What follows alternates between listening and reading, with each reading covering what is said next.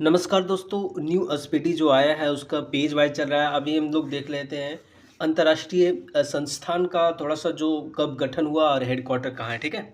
चलिए शुरू करते हैं। देखिएगा आईएलओ अन्नी अंतर्राष्ट्रीय श्रम संगठन जिसका स्थापना 1919 में हुआ, मुख्यालय जिनेवा है, ठीक है? और इसके जो महासचिव है, अध्यक्ष और प्रमुख है, जो महासचिव है कौन है? Gilbert Houngbo. और इसमें सदस्य संख्या 187 है और 187वां जो है आपका टोंगो है, ठीक है? टोंगा। उसके बाद देख लीजिएगा इंटरपोल। इंटरपोल आपका जो गठन हुआ 1923 में हुआ, मुख्यालय लियोन्स फ्रांस में है और जो महासचिव है जुर्गेन स्टॉक है और इसमें 194 देश है। लास्ट जो देश है किरिबाती है। उसके बाद कॉमनवेल्थ देख लीजिए 1931 में इसका स्थापना हुआ और इसका मुख्यालय लंदन है। महासचिव है सरली बोजवे और इसका 56 देश है, इसमें याद रखिएगा। और 56 देश का जो लास्ट देश है टोगो है। और उसके बाद संयुक्त राष्ट्र संघ यूएनओ 1945 में गठन हुआ था। न्यूयॉर्क इसका हेडक्वार्टर है। और यहाँ से देखिएगा महासचिव जो है एंटोनियो गुटेरस है और 193 देश है, जिसमें लास्ट देश है दक्षिणी सूडान। उसके बाद देखिए आईएमएफ, ये भी 1945 में हुआ है, इसका वाशिंगटन डीसी है और जो इसका प्रमुख है वो क्रिस्टीना जॉर्जिएवा और 190 देश है, इसमें लास्ट जो देश है अंडोरा है। विश्व बैंक, ये भी 1945 में, वाशिंगटन डीसी और इसके महासचिव जो अध्यक्ष है अजय बंगा है और 189 देश है, इसमें जो लास्ट देश है वो नूरू है, ठीक है। FAO यानी कि फूड एंड एग्रीकल्चर ऑर्गेनाइजेशन, तो 1945 में स्थापना हुआ। इसका रोम इटली है और इसके अध्यक्ष जो क्यू डोंक्यू, ठीक है। 197 देश है, याद रखिएगा। ICJ, ठीक है। अंतर्राष्ट्रीय न्यायालय स्थापना 1945 में हुआ था और इसका हेडक्वार्टर हेग नीदरलैंड और जो अध्यक्ष है यूजी इवासावा और 194 देश है, ठीक है। उसके बाद देख लीजिएगा आप कि यूनेस्को की स्थापना ये भी 1945 में हुआ है, पेरिस है इसका हेडक्वार्टर और आंद्रे अजोले इसका अध्यक्ष है और 195 देश है, ठीक है। ये रिकैप करवा दे रहे हैं ताकि जो आप याद करके रखें वो रिकैप हो जाए।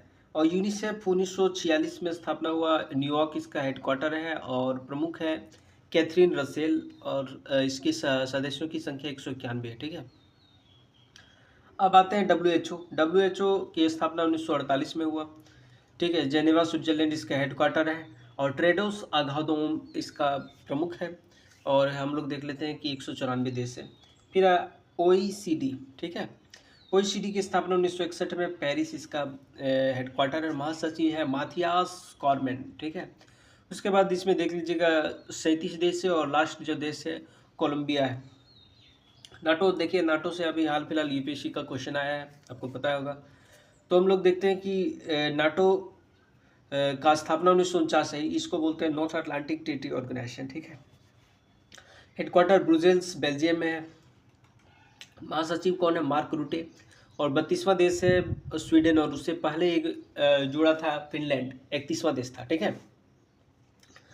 UNHCR जो शरणार्थी उच्चायुक्त है, इसका स्थापना 1950 में, जेनेवा इसका हेडक्वार्टर है और उच्चायुक्त जो है फिलिपो ग्रांडी और 135 देश है इसमें। यूरोपीय संघ की स्थापना 1958 में, ठीक है। ब्रुसेल्स इसका हेडक्वार्टर हो गया और उर्सुला वॉन डेर लेयन, ठीक है, इसके प्रमुख है। और इसमें यूरोपीय संघ में 27 देश है और ब्रिटेन अब इसका सदस्य नहीं रहा। ओपेक देख लेते हैं, जो प्राकृतिक जो पेट्रोलियम है उसको निर्यात का एक समूह है, ठीक है। तो 1960 में इसकी स्थापना हुआ था, वियना ऑस्ट्रिया इसका हेडक्वार्टर। याद रखिएगा जो ज़्यादातर ये खाड़ी देश है लेकिन हेडक्वार्टर वियना में है, ठीक है, यूरोपीय देश है। तो इसका जो महासचिव है हैथम अलघीस अलहाम अलीएव, ठीक है। और इसमें 13 देश है, तो इसमें कतर और इक्वाडोर बाहर हो गया, ठीक है। नाम 1961 में इंडोनेशिया जकार्ता में है ना, तो इल्हाम अलीएव, ठीक है। और इसमें 120 देश है। उसके बाद एमनेस्टी इंटरनेशनल, ये आपका 1961 में लंदन में है। महासचिव है एग्निश केलमर्ड, 150 देश है, ठीक है।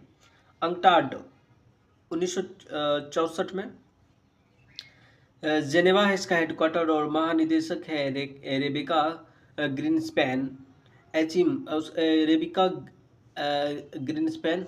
और इसमें देखिएगा देश के बारे में नहीं दिया गया है। UNDP, United Nation Development Programme जो है 1965 में स्थापना हुआ, न्यूयॉर्क इसका हेडक्वार्टर है और असीम स्टेनर है इसके प्रमुख हो। एडीबी देख लीजिएगा, ये इंपॉर्टेंट है। एशियाई डेवलपमेंट बैंक 1966 में, मनीला फिलीपींस इसका हेडक्वार्टर है। अध्यक्ष मासातो कांडा, और इसमें 69 देश है। लास्ट जो देश बना है वो आपका इजराइल बना है, ठीक है।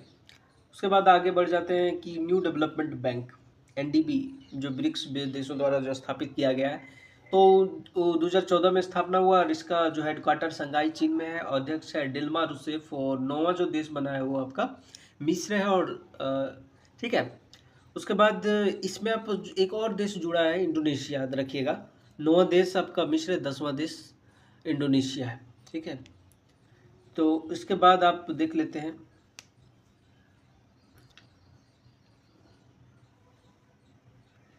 जैसे आसियान। आसियान 1967 में स्थापना हुआ, ये भी जकार्ता इंडोनेशिया इसका हेडक्वार्टर है और महासचिव है काओ किम हार्टन। और इसमें एक देश 11 देश है, जो 11वां देश है।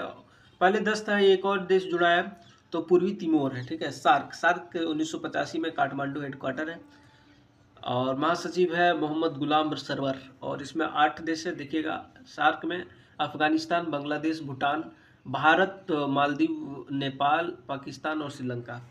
G15 ये 1989 में जेनेवा में हुआ है, तो 17 विकासशील देशों का संगठन है, ठीक है। एपेक ये देख लीजिएगा, 1989 में हुआ है और सिंगापुर इसका हेडक्वार्टर है। प्राई चा ओ ओंग सुआन 21 देश है इसमें, वियतनाम 21वां है। उसके बाद देखिए मानवाधिकार वाला UNHCR, तो 2006 में जेनेवा स्विट्जरलैंड इसका हेडक्वार्टर है। फ्रेडरिको वेलेगास इसके प्रमुख है और 147 देश है UNHCR में। तो चेक गणराज्य लास्ट है, अंतिम देश है। उसके बाद WTO 1995 में स्थापना हुआ, इसका हेडक्वार्टर जेनेवा है और इसके जो प्रमुख है नगोजी ओकोंजो इवेला, ठीक है। 164 देश है, लास्ट देश अफगानिस्तान है, ठीक है। असम देख लीजिएगा, असम है आपका 1996 में स्थापना हुआ था और ब्रुसेल्स इसका राजधानी है। 51+2 अंतर्राष्ट्रीय संगठन है। बिम्स्टेक ये इंपॉर्टेंट है, 1997 में ढाका में हुआ था, ढाका हेडक्वार्टर है। महासचिव है इंद्रमणि पांडे। इसमें 7 देश है, देखिएगा कौन कौन है। बी से बांग्लादेश, आई से इंडिया, एम से म्यांमार, टी से थाईलैंड और एक है नेपाल, भूटान, ठीक है। 2 याद रखिएगा, 7 देश है। 1997 में ढाका में हुआ था, ठीक है। उसके बाद SCO जो संघाई कोऑपरेशन ऑर्गेनाइजेशन है, इस 2001 में स्थापना हुआ था, हेडक्वार्टर बीजिंग में है और महासचिव है झांग मिंग, चीन का है। 10 देश है, 10वां देश बेलारूस है, ठीक है। और इससे पहले ईरान भी जुड़ा था, ये चीज़ आप याद रखिएगा, ठीक है। उसके बाद ICC ये 2002 में हेग है, हेग नीदरलैंड इसका हेडक्वार्टर है। पियोत्र हॉफमैन्स्की और 124 देश है, मलेशिया इसका अंतिम है, ठीक है। उसके बाद अफ्रीकी संघ 2002 में हुआ था, अदीस अबाबा इसका हेडक्वार्टर है। महानिदेशक पॉल कागमे है। 55 देश है अफ्रीकाई संघ में। और इप्सा 2004 में लुगानो स्विट्जरलैंड, 3 देश है इसमें, देखिए Brazil, India, Brazil, south Africa, ठीक है। ब्रिक्स 2009 में चीन, संघाई इसका हेडक्वार्टर है। सगई रयाव कोव है और इसमें 10 देश है, ठीक है। अंतर्राष्ट्रीय सौर संगठन 2015 में स्थापना, गुरुग्राम हरियाणा इसका हेडक्वार्टर है और निदेशक अजय माथुर। 104 देश है, अंतिम आर्मेनिया है, ठीक है। चलिए आगे बढ़ते हैं। अब हम लोग देख लेते हैं अंतर्राष्ट्रीय प्रमुख अंतर्राष्ट्रीय सम्मेलन, ठीक है। तो विश्व आर्थिक मंच, वर्ल्ड इकोनॉमिक फोरम का जो 55वां बैठक हुआ था 2025 में, कहाँ, दावोस। हर साल वही दावोस स्विट्जरलैंड में होता है, ठीक है, ये चीज़ याद रखिएगा। और इस साल का जो थीम है बुद्धिमान युग के लिए सहयोग, ठीक है। अब आते हैं क्वाड का, विदेश मंत्रियों का सम्मेलन जो हुआ था, विदेश मंत्रियों का क्वाड का, ठीक है। देखिए क्वाड्रिलेटरल जो आपका ग्रुप है, ठीक है, क्वाड्रिलेटरल सिक्योरिटी अलायंस जो होता है, ठीक है। यहाँ पे देखिएगा 4 देश है, अमेरिका है, जापान है, भारत है और ऑस्ट्रेलिया है, ठीक है। तो इसका जो विदेश मंत्रियों का जो बैठक हुआ था वो 21 जनवरी को हुआ था वाशिंगटन DC में। और मेज़बानी अमेरिका के विदेश मंत्री जो किया था मार्को रूबियो, और भारत के प्रतिनिधित्व विदेश मंत्री S जयशंकर जी थे, ठीक है। अब देखते हैं D8 आर्थिक सहयोग 11वीं बैठक आयोजन हुआ था मिस्र में और बैठक का विषय युवाओं में निवेश और लघु उद्योगों का समर्थन।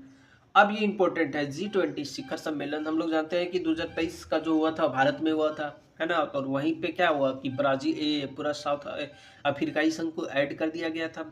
तो यहाँ ब्राज़ील में हुआ 24वां, ठीक है? याद रखिएगा 19वां जो है शिखर सम्मेलन 2024 वाला वो ब्राज़ील रियो डी जेनेरियो में हुआ।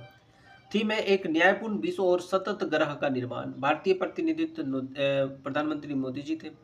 और उससे पहले जो 18वां कहाँ हुआ था बता दिए कि दिल्ली में हुआ था, और 20वां कहाँ होगा, दक्षिण अफ्रीका में होगा 2025 में, ठीक है? ये याद रखिएगा। तो G20 2023 हो गया भारत, 2024 हो गया ब्राज़ील और 2025 हो गया दक्षिण अफ्रीका, ठीक है? आप आते हैं COP29 जो होता है UNFCCC का तो सम्मेलन है, कॉन्फ्रेंस ऑफ पार्टीज होता है, ठीक है? तो हम लोग देख लेते हैं कि इसका जो 29वां सम्मेलन बाकू अजरबैजान में हुआ था, ठीक है? अब यहाँ देखिए theme investing in a liveable planet of for all. 28 देखिएगा, COP28 कहाँ हुआ था, दुबई में हुआ था। COP30 कहाँ होने वाला है, ब्राज़ील में है, ठीक है? याद रखिएगा COP30 ब्राज़ील।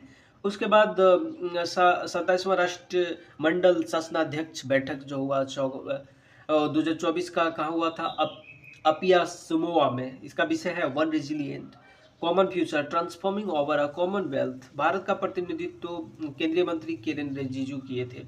इसका 26वां देखिएगा कहाँ हुआ था, किगाली रवांडा में। और 28वां जो होने वाला है एंटीगुआ बरमुडा में होने वाला है, ठीक है? आप देखते हैं ब्रिक्स सम्मेलन, ये इंपॉर्टेंट है। ब्रिक्स सम्मेलन 2024 जो हुआ था वो आपका कजान रूस में हुआ था, ठीक है? तो इस सम्मेलन के जो अध्यक्षता थे व्लादिमीर पुतिन किए थे, और भारत के प्रतिनिधित्व नरेंद्र मोदी जी थे, ठीक है? उसके बाद देखिएगा थीम है न्याय संगत वैश्विक विकास और सुरक्षा के लिए बहुपक्षवाद को सुदृढ़ करना, ठीक है? इसका 15वां देखिएगा, 15वां ब्रिक्स सम्मेलन कहाँ हुआ था, दक्षिण अफ्रीका में। और जो 17वां होने वाला है वो ब्राज़ील में होने वाला है, ये इंपॉर्टेंट है। तो जो ब्राज़ील में होने वाला है आपका ब्रिक्स का 17वां सम्मेलन, 16वां कहाँ हुआ, रूस में हुआ। 15वां कहाँ हुआ, दक्षिण अफ्रीका में हुआ, ठीक है? अब आगे आते हैं एससीओ के शासनाध्यक्ष परिषद के 23वीं बैठक। तो इसका देखिए आयोजन जो हुआ था अक्टूबर वाला में, तो इस्लामाबाद पाकिस्तान में हुआ था। भारत के जो प्रतिनिधित्व थे विदेश मंत्री एस जयशंकर जी किए थे, ठीक है? अब आगे आते हैं देखिएगा संयुक्त राष्ट्र जैव विविधता शिखर सम्मेलन, ठीक है? तो UNCBD, ठीक है, यूनाइटेड नेशन जो आपका बायोडाइवर्सिटी पर जो कॉन्फ्रेंस होता है, ठीक है, वही। तो कॉप आपका क्या हो गया 16। तो 16 कहाँ हुआ था, कैली कोलंबिया में, और अध्यक्ष था सुसाना मोहम्मद, और विषय था प्रकृति के साथ शांति। अब हम लोग देखते हैं आसियान शिखर सम्मेलन जो होता है 2024 का, वो हुआ कहाँ, लायोस में हुआ, ठीक है, वियंतियाने। और विषय था आसियान कनेक्टिविटी और लचीला को बढ़ावा देना। और 26वां देख लीजिएगा, 46वां 47वां कहाँ हुआ, 46वां 47वां मलेशिया में होने वाला है, ठीक है? अब आते हैं 34वां नाटो शिखर सम्मेलन। तो शिखर सम्मेलन जो 24वां नाटो होने वाला है वो 2024 का जो हुआ वो वाशिंगटन DC में हुआ। और 35वां देखिएगा, और ये 33 देख लेते हैं, 35 देख लेते हैं। 33 हुआ विलिनस लिथुआनिया में, और 35वां जो होने वाला है हेग नीदरलैंड में, ठीक है? उसके बाद देख लीजिएगा एससीओ राष्ट्राध्यक्ष। एससीओ में 2 अध्यक्ष होता है, ठीक है? एक देखिएगा आपका राष्ट्राध्यक्ष मिलते हैं, और एक में आपका कौन मिलते हैं, शासनाध्यक्ष, मतलब कहने का मतलब विदेश मंत्री वगैरह जो है, और राष्ट्राध्यक्ष मतलब जिसमें प्रधानमंत्री वगैरह जो मिलते हैं, ठीक है? वैसे भी और उसके साथ ही साथ प्रतिनिधित्व भी भेजा जा सकता है। तो राष्ट्राध्यक्षों का जो हम लोग देखें कि बैठक है वो 4 जुलाई 2024 को अस्ताना कजाकिस्तान में हुआ था, ठीक है? और इसमें प्रतिनिधित्व जो भेजे गए थे विदेश मंत्री ही थे, और एस जयशंकर जी। और थीम था स्ट्रेंथनिंग द मल्टीलेटरल डायलॉग, ठीक है? और 25वां इसके बाद जो होने वाला है एससीओ का जो 24वां कहाँ हुआ, अस्ताना कजाकिस्तान में। राष्ट्र शासनाध्यक्ष जो बैठक हुआ था कहाँ, पाकिस्तान में। और राष्ट्राध्यक्ष का जो बैठक हुआ कहाँ हुआ आपका, अस्ताना कजाकिस्तान में। और वही 2025 वाला जो बैठक होने वाला कहाँ होने वाला है, चीन में 2025, ठीक है? अब जाते हैं देखिए G7 शिखर सम्मेलन 2024 का जो हुआ था इटली में हुआ था, ठीक है? अपुलिया के फसानों में, ठीक है, ये इंपॉर्टेंट है। अपुलिया के फसानों में हुआ था G20 शिखर सम्मेलन, सॉरी G7 शिखर सम्मेलन। तो इसके जो भारत के प्रतिनिधित्व थे प्रधानमंत्री मोदी जी थे, ठीक है? और 49वां जो हुआ था वो कहाँ हुआ था आपका, जापान में हुआ था। और 51वां जो होने वाला है वो कनाडा में होने वाला है, ठीक है? तो G7 का जो सम्मेलन होने वाला है कनाडा में होने वाला है, ठीक है? उसके बाद देख लीजिएगा विश्व जल मंच 2024 का आयोजन कहाँ हुआ, बाली इंडोनेशिया। और थीम था साझा समृद्धि के लिए जल। और 26वीं विश्व ऊर्जा कॉन्फ्रेंस 2024 का जो आयोजन हुआ था रोटरडेम नीदरलैंड में हुआ था, ऊर्जा कॉन्फ्रेंस, ठीक है, याद रखिएगा, रोटरडेम नीदरलैंड।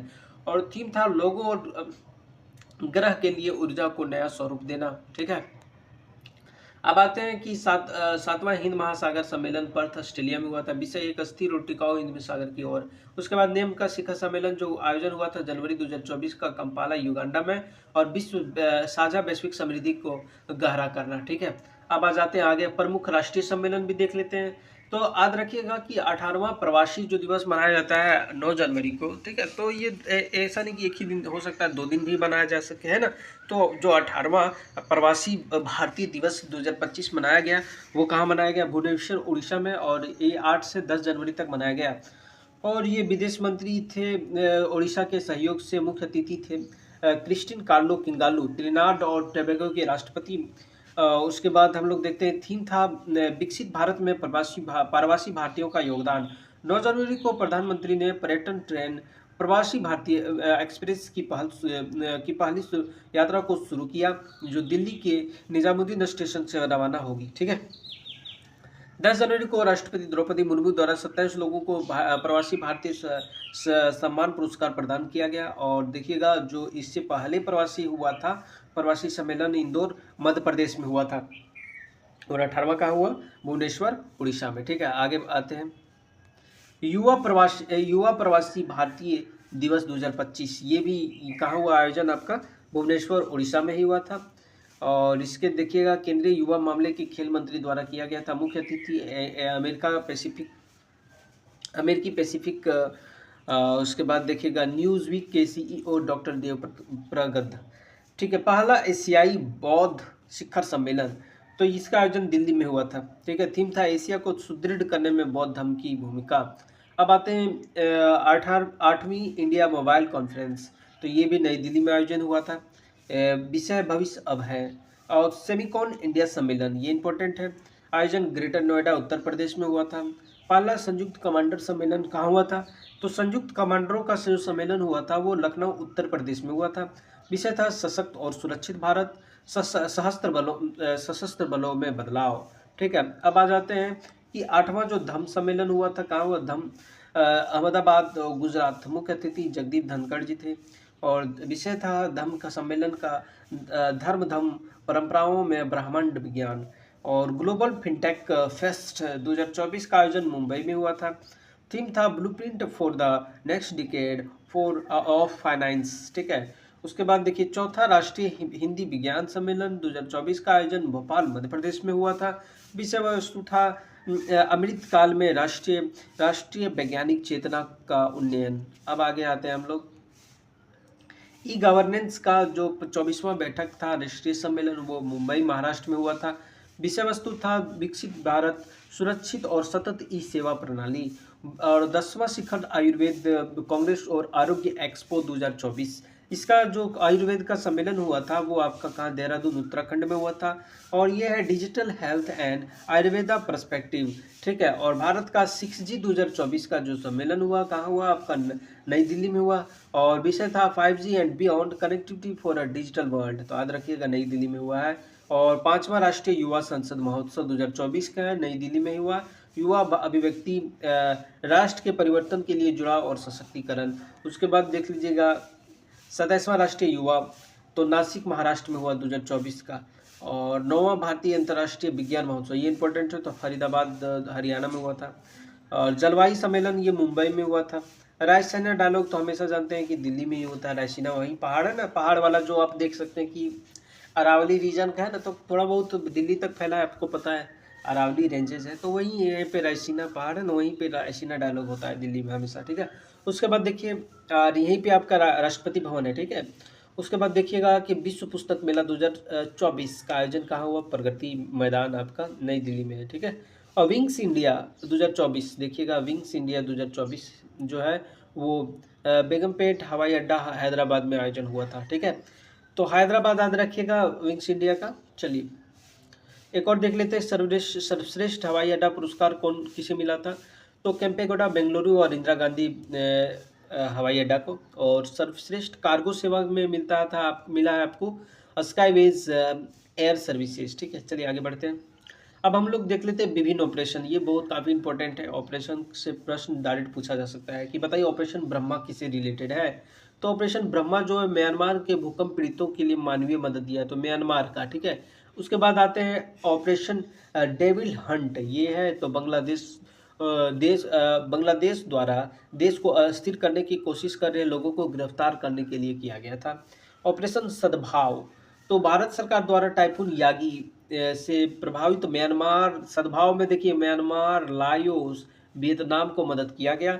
और ऑपरेशन कन्विक्शन, तो ये उत्तर प्रदेश के यौन उत्पीड़न और धन परिवर्तन को कम करने के लिए संलिप्त अपराधियों को गिरफ्तारी करना। ठीक है, ऑपरेशन राइजिंग सन। ठीक है, तो राजस्व खुफिया निदेशालय द्वारा 4 राज्यों में सोने की तस्करी सिंडिकेट को उजागर करना। ऑपरेशन बॉम्बी बकेट, तो ये वायु सेना द्वारा नैनीताल के जंगलों में लगी आग को बुझाने के लिए बॉम्बी बकेट। ठीक है, याद रखिए। ऑपरेशन मर्यादा, तो उत्तराखंड पुलिस द्वारा केदारनाथ यात्रा को संचालन के लिए है। ऑपरेशन शील्ड, ये इंपॉर्टेंट है। इजराइल ने ईरान हमले को रोकने के लिए बाद में डिफेंस ऑपरेशन का नाम दिया ऑपरेशन शील्ड। याद रखिएगा, इजराइल से रिलेटेड है। ठीक है, ऑपरेशन संकल्प, भारतीय नौसेना ने के तहत ईरानी जहाज अलबंग कंबर और 23 पाकिस्तानी नागरिकों को समुद्री लुटेरों से बचाया था, तो ऑपरेशन संकल्प हुआ। ऑपरेशन इंद्रावती, ठीक है, यहाँ इंपॉर्टेंट है ये वाला ऑपरेशन इंद्रावती जो है वो आपका इम्पोर्टेंट है, क्योंकि देखिएगा हैती में जो फंसे हुए भारतीय था उससे निकाला गया था इंद्रावती के तहत। ऑपरेशन कामधेनु, जम्मू कश्मीर पुलिस द्वारा मवेशी तस्करी पर नकेल कसने के लिए किया गया। ऑपरेशन नन्हे फरिश्ते, तो रेलवे सुरक्षा ने 549 से अधिक बच्चों को उनके परिवार को मिलाया। ऑपरेशन अल अक्सा फ्लड, हमास ने इजराइल के खिलाफ अपना ऑपरेशन दिया। देखिएगा ऑपरेशन आयरन हम लोग जानते हैं कि इजराइल चलाया था, और ऑपरेशन अलक्सा जो चलाया था कौन है, हमास ने इजराइल के खिलाफ जो ऑपरेशन चलाया था। ठीक है, ऑपरेशन अमृत, केरल सरकार द्वारा एंटीबायोटिक दवाओं के अति प्रयोग को रोकने के लिए ऑपरेशन अमृत चलाया था। ऑपरेशन सर्वशक्ति, भारतीय सेना द्वारा जम्मू कश्मीर के आतंकवादी गतिविधियों को बढ़ाने के पाकिस्तान के प्रयास को विफल करने के लिए चलाया गया था ऑपरेशन सर्वशक्ति।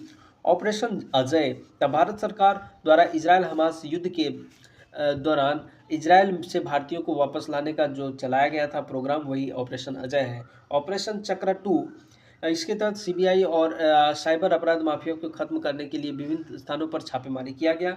ऑपरेशन आयरन स्क्वाड, तो बताया नहीं इजराइल ने हमास के खिलाफ जो जारी किया, और वही जो लड़ाई जारी किया था उसी का कोड था ऑपरेशन आयरन स्क्वाड। ऑपरेशन सजग, भारतीय तट रक्षक बल और तटीय सुरक्षा को बढ़ाने के लिए हितधारकों को शामिल करना, वही तटीय सुरक्षा से संबंधित है ये ऑपरेशन सजग। ऑपरेशन त्रिनेट 2, तो सुरक्षा बलों जैसे हो गया आपका सेना और पुलिस ने जम्मू कश्मीर के पुंछ में छिपे आतंकियों को ढेर कर दिया था। ऑपरेशन करुणा, ये इंपॉर्टेंट है, भारतीय नौसेना द्वारा चक्रवात मोचा म्यांमार के सहायता दिया था, तो ऑपरेशन ब्रह्मा भी उसी से रिलेटेड है, ऑपरेशन करुणा भी उसी से रिलेटेड है ना। ऑपरेशन ध्वस्त, देखिएगा राष्ट्रीय जांच एजेंसी द्वारा संगठित अपराध और आतंकवाद को समाप्त करने के लिए। ऑपरेशन कावेरी, ये इंपॉर्टेंट है, भारत सरकार द्वारा युद्धग्रस्त सूडान में जो लोग फंस गए थे, तो उसे वहाँ भारतीय जो थे वापस लाने के लिए चलाया गया था ऑपरेशन कावेरी। ऑपरेशन मर्यादा, उत्तराखंड पुलिस द्वारा तीर्थस्थलों पर पर्यटन स्थलों में स्वच्छता बनाए रखने के लिए किया गया था। अब देख लेते हैं ऑपरेशन सद्भावना, तो भारतीय सेना द्वारा जम्मू कश्मीर में ग्रामीण क्षेत्रों और एलओसी के पास क्षेत्रों के लोगों की मदद के लिए किया गया। ऑपरेशन अलर्ट, सीमा सुरक्षा बल बीएसएफ और भारत पाकिस्तान सीमा पर सुरक्षा बढ़ाने के लिए operation alert. Operation octopus, NIA और ईडी द्वारा popular front of India PFI के विरुद्ध, ये इंपॉर्टेंट है कि ऑपरेशन ऑक्टोपस किससे संबंधित है, तो पॉपुलर फ्रंट ऑफ इंडिया को सब जगह छापेमारी किया था और उसको बैन किया गया, हिंसा फैलाने और टेरर फंडिंग की छापेमारी किया गया था, है ना। ऑपरेशन दोस्त, तो भारत सरकार द्वारा तुर्की और सीरिया में जो आया था भूकंप, उसके लिए मदद के लिए C-17 ग्लोब मास्टर विमान को भेजा था। और ठीक है, इसमें बहुत सारा राहत सामग्री भेजा था। ऑपरेशन गरुड़, तो सीबीआई ड्रग नेटवर्क को खत्म करने के लिए। ऑपरेशन मेघ चक्र, सीबीआई ने चाइल्ड पोर्नोग्राफी सर्कुलर करने वाले लोगों को पता लगाने के लिए किया गया था। ऑपरेशन नार्कोस, नाम देखिएगा, नाम नार्कोस लगा हुआ है, तो नार्कोटिक से संबंधित है। तो भारतीय रेलवे सुरक्षा बल ने रेल के माध्यम से नशीली पदार्थ को तस्करी को रोकने के लिए चालू किया गया था। ऑपरेशन मिशन अमानत देखिएगा, ऑपरेशन मिशन अमानत जो भारतीय रेल यात्रियों में खोए हुए सामान को ट्रैकिंग के लिए। ऑपरेशन गंगा, ये इंपॉर्टेंट है, देखिए रूस यूक्रेन का जो युद्ध हुआ था, तो यूक्रेन जो में फंसे जो लोग थे, भारतीय लोग थे, उसे और बाहर लाने के जो ऑपरेशन चलाया गया था।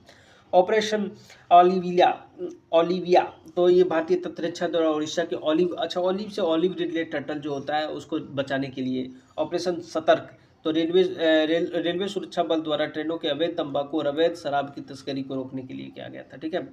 ऑपरेशन देवी शक्ति, तो विदेश मंत्रालय द्वारा तालिबान के कब्जे वाले अफगानिस्तान में फंसे भारतीय को निकालने के लिए, ये इंपॉर्टेंट है। तो जैसे अफगानिस्तान में तालिबान का राज हो गया, तो वहीं देवी शक्ति ऑपरेशन चलवाया था। ठीक है। अब देखते हैं ऑपरेशन ब्लू फ्रीडम, तो सामाजिक न्याय और अधिकारिता मंत्रालय द्वारा सियाचिन ग्लेशियर में दिव्यांग लोगों को ट्रैकिंग के लिए चलाया गया है। ऑपरेशन आहट, रेलवे सुरक्षा बल द्वारा महिला और बच्चों को तस्करों से बचाने के लिए किया गया। चलिए आगे देख लेते हैं प्रमुख रिपोर्ट। प्रमुख रिपोर्ट इंपॉर्टेंट है, देखिएगा। नीति आयोग ने पहली वित्तीय स्वास्थ्य सूचकांक 2025 जारी किया है, ये इंपॉर्टेंट है। तो देखिएगा, इसे जनवरी 24 जनवरी 2025 को 16वें वित्त आयोग का अध्यक्ष अरविंद पनगड़िया द्वारा जारी किया गया है, ये इंपॉर्टेंट है।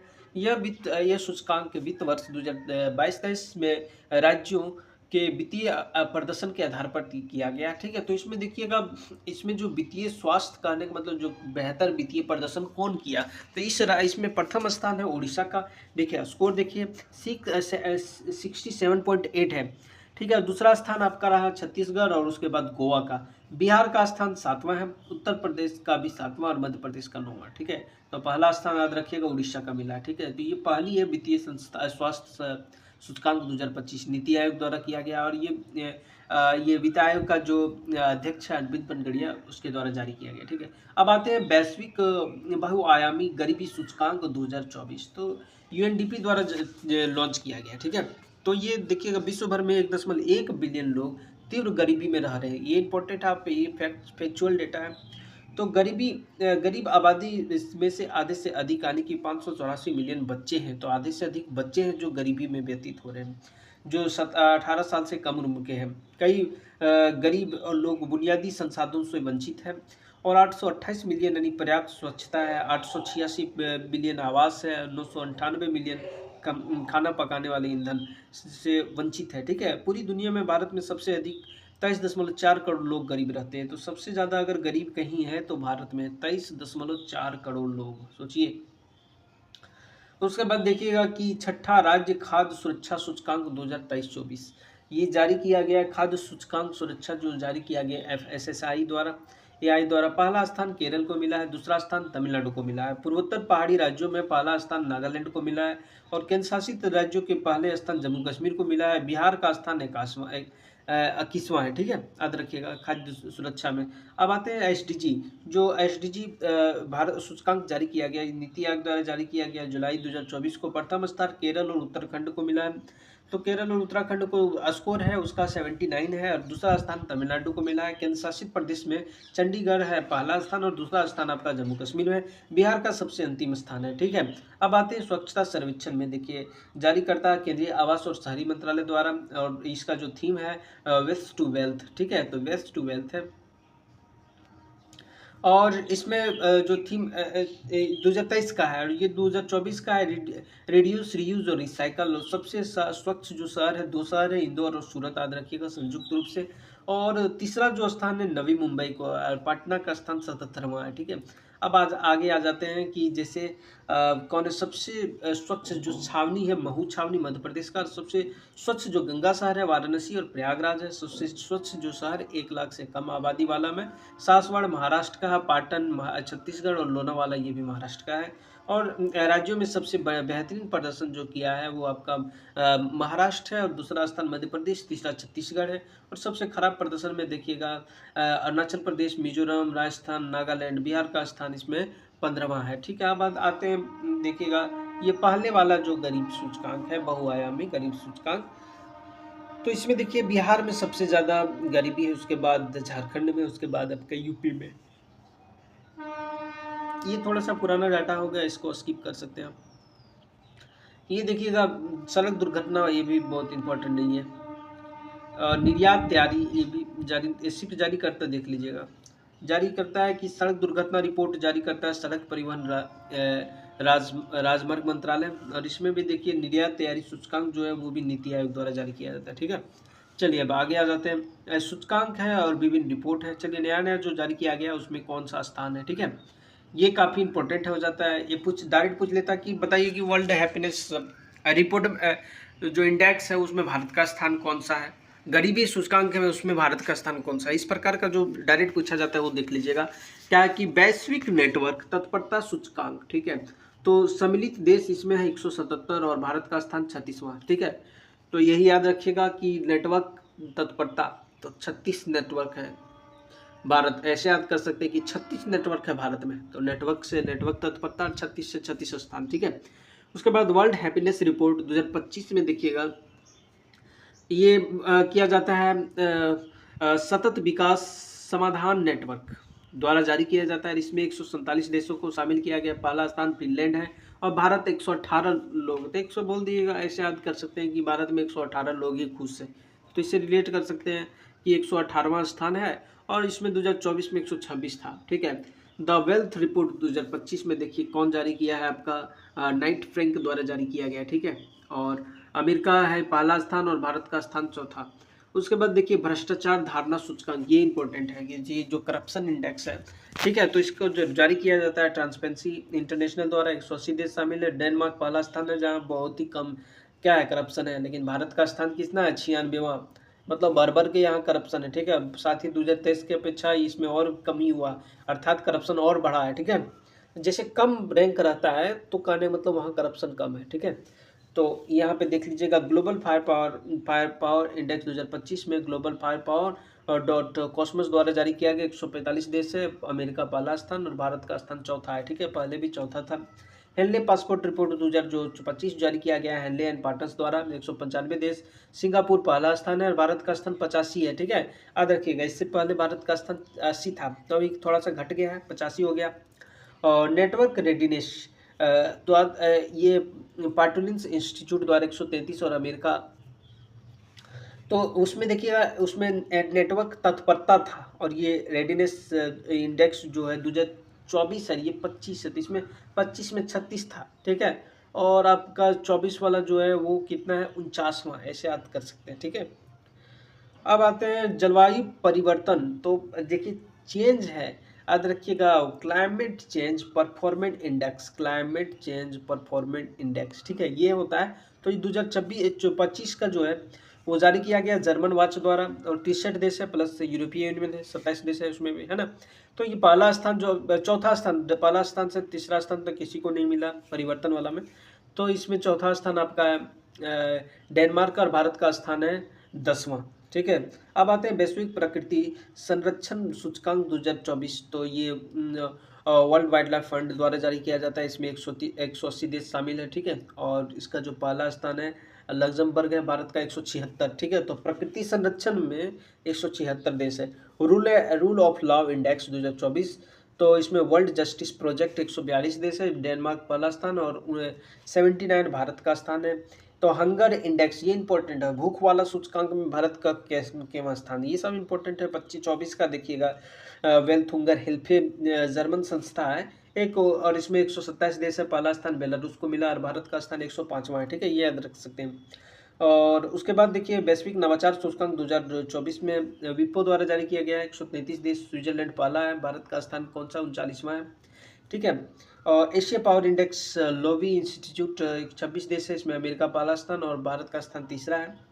उसके बाद देखिए विश्व प्रतिभा रैंकिंग सूचकांक 2024 जो जारी किया है आईएमडी द्वारा, जो इंटरनेशनल मैनेजमेंट जो सूचकांक है उसमें 67 देश है और ये स्विट्जरलैंड पहला स्थान और भारत का स्थान 58वां।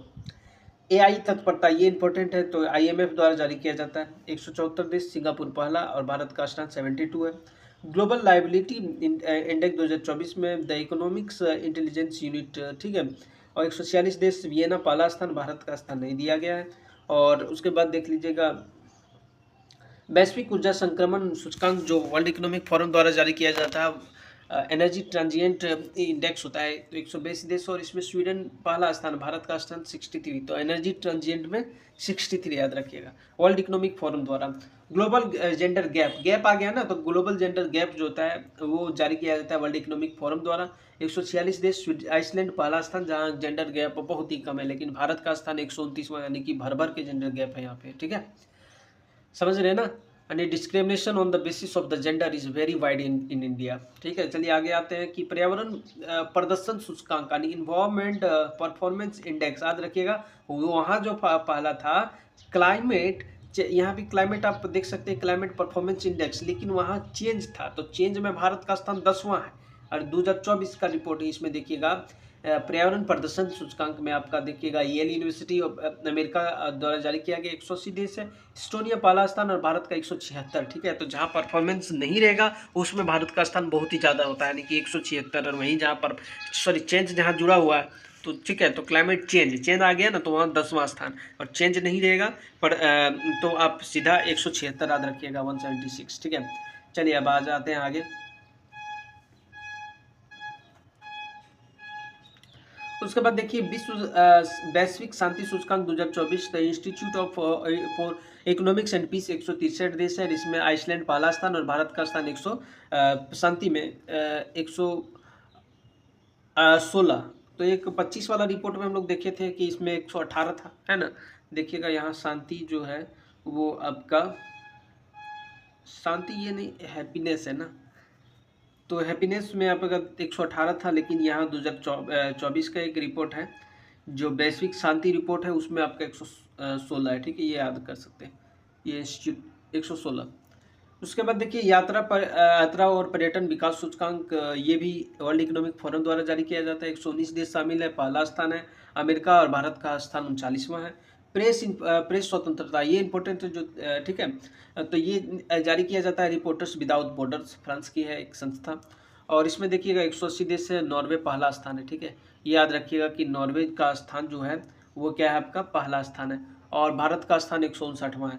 पहला साइबर क्राइम इंडेक्स ये पहला है, ठीक है, तो इसमें ऑक्सफोर्ड यूनिवर्सिटी के नेतृत्व में निकाला गया, 97 देश शामिल किया गया। तो साइबर अपराध में सबसे पहला स्थान किसका है, रूस का, और भारत का स्थान देखिए साइबर क्राइम जो होता है उसमें 10वां स्थान भारत का, बहुत ज़्यादा ये स्थान होता है, बहुत ज़्यादा क्राइम होता है भारत में।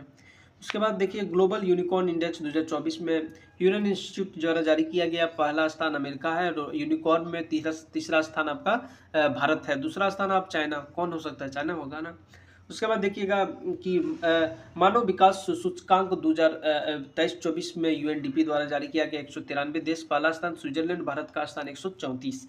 लैंगिक असमानता, ठीक है, तो जेंडर गैप अगर रहा तो वर्ल्ड इकोनॉमिक फोरम द्वारा जारी किया गया जाता है, ठीक है, लेकिन असमानता आ गया, लैंगिक असमानता तो आता है आपका यूएनडीपी द्वारा, ठीक है। और 193 देश, पहला स्थान आपका कौन सा हो जाएगा, फिनलैंड हो गया, और उसके बाद भारत का स्थान 108वां है।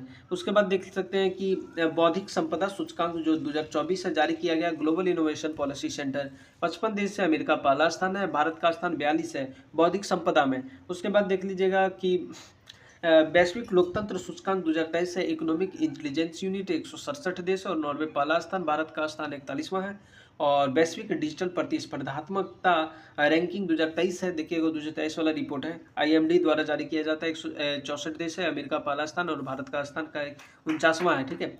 और वैश्विक पेंशन सूचकांक 2023 से मर्सर CFA इंस्टीट्यूट 47 देश है, और नीदरलैंड पहला स्थान, भारत का स्थान 45वां। उससे पहले देख लीजिएगा पेंशन वाला में अब 2022 में 41 था, जबकि वही 2023 में हो जाएगा 45वां।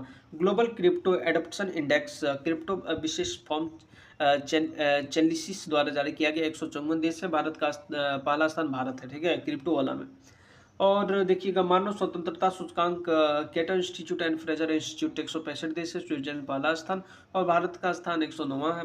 और वैश्विक प्रतिस्पर्धा सूचकांक 2023 का है, जो इंसीड बिजनेस स्कूल 134 देश है, स्विट्जरलैंड पहला स्थान 103, भारत का स्थान।